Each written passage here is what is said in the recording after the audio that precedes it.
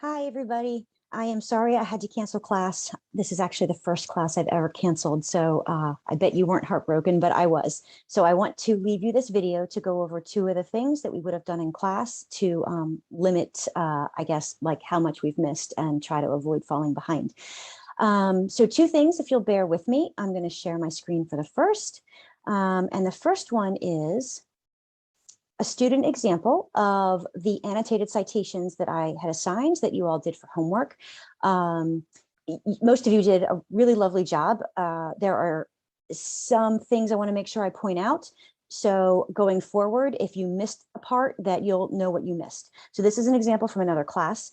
You can see that it's the, because there was Rukeyser and then Akbar, it begins with the Rukeyser section. Just the URL was listed. That's all that was needed. You didn't need a full citation, just the website. Notice how it is the website and not a hyperlinked title, which is also correct. And this student wrote, the article Muriel Rukeyser, written by the Poetry Foundation, is an informational writing about the poet and political activist Muriel Rukeyser. So she followed the instructions in that she named the title of the article, which in this case is the same as the name of the poet that it's about, and where she got it from, the Poetry Foundation. Honestly, if you had just said this article from the Poetry Foundation is an informational writing about Muriel Rukeyser, that would have been great, as long as I know from your summary where you got it from, Poetry Foundation, and what it's about, in this case, Muriel Rukeyser. That's perfect. If there had been an author specifically who wrote this, she would have written that too, but there's no author listed, so you'd be off the hook. And then notice how chatty she gets. I chose this reading because it taught me that Muriel was a child's author, a political speaker, and a feminist activist. She did not copy and paste a sentence from this website, and she didn't copy and paste and then selectively change a few words so that it would count as a paraphrase. No, she wrote it completely in her own language, and she sounds like a teenage college freshman talking, which is exactly what I want. You are my students. You are teenage college freshmen. Talk like you. Copying, pasting from a website so that you sound more academic completely defeats the purpose of everything we do. You run the risk of plagiarism. Don't do it. Just chat. Just speak in your own voice. So she continues, knowing this, I look at the poem, she meant read, not ready, read in class, completely different because it might have had a political outlook on it. Rukeyser could have been trying to show the frustration people feel when they cannot communicate with the social issues. So here is where she's using what she learned to expand her thinking on the topic. She incorporated it into a summary rather than saving it for last. Either one is fine. Most of you saved it for last if you included it at all.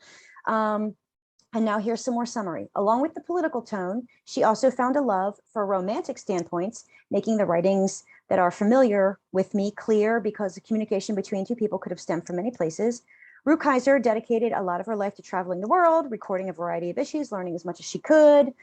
And that is sort of summing up this article. The one error is that after she introduces the poet by full name, she then calls her Muriel. But then, as you can see, she goes to Rukeyser. You always want to refer to your authors by their last name only after you introduce them by their full name. This is an example of what I'm looking for because it is, it covers the basics. There is enough of a summary. There are some details. There is some personal connection.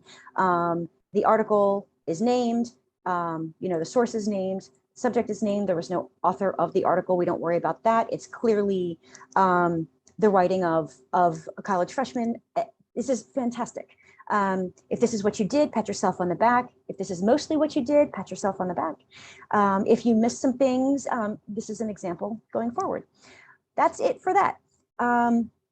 The next thing I want to do is give you what would have been done in class as group work, but I don't think this will be hard to do on your own. So we're going to look at effort at speech, which we did really good work on in our first class in trying to figure out who was what speaker. And here's what I'd like to tell you.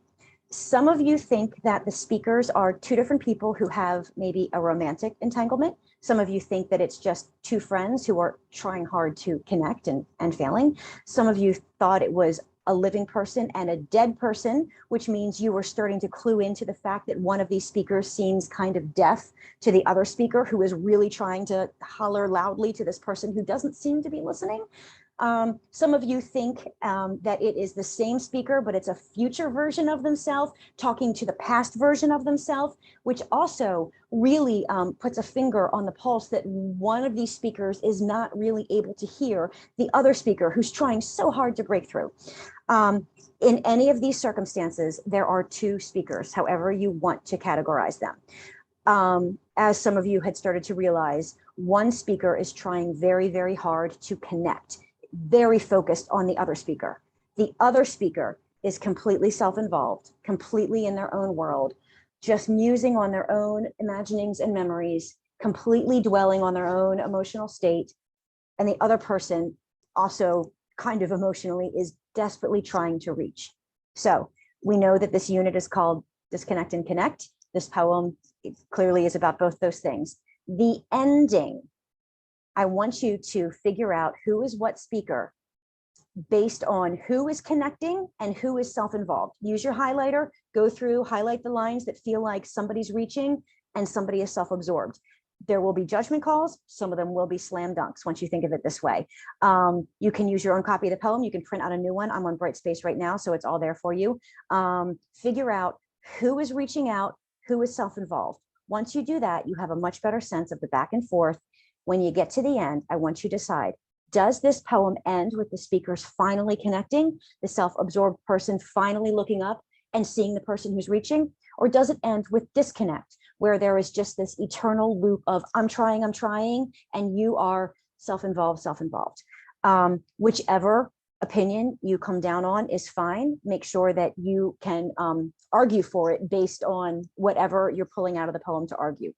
When you get to that end, you're going to write me a paragraph that will prove that you listened to this video, and it will prove that you did the work. And I have a space on Brightspace for you to submit it right here. It's right after your getting to know Muriel Rukeyser, annotated citations. This is the student example I just showed you. So here it says, submit your paragraph on effort at speech ending. So right here is where you're going to upload your Word doc.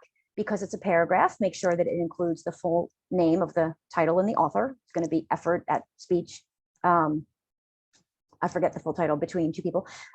Make sure your capitalization is a title, capitalize the author. And you're going to argue why you think the poem ends on a note of connect or disconnect. When you use examples from the poem, make sure that you're quoting those examples. If you're lifting direct words, if you're just paraphrasing the poem, you don't need to quote. In either event, do not worry about in-text citation for this paragraph. Some of you are really going to want to put the line number in parentheses or the author's name and the line number in parentheses.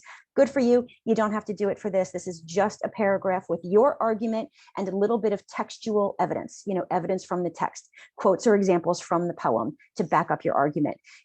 I don't care how many sentences you write, a well-written paragraph, rule of thumb is 5, doesn't always apply. If you have any questions about what I'm asking, you know where to find me, email, the texting number I gave you in the syllabus and also in the overview. I can meet on Zoom. I really hated missing you if for no reason than to just prove that I remembered all your names. But the due date, because every due date is like this, is going to be before class of next week. I would like you to do it sooner rather than later so that we don't lose our momentum. I will, of course, change the due dates of the things going forward since we did miss some stuff. I believe that's it. I will look forward to reading your paragraphs. I can't wait to see who comes down on the side of connect and who comes down on the side of disconnect and how you prove it. And that's all. I will see you all later. Bye.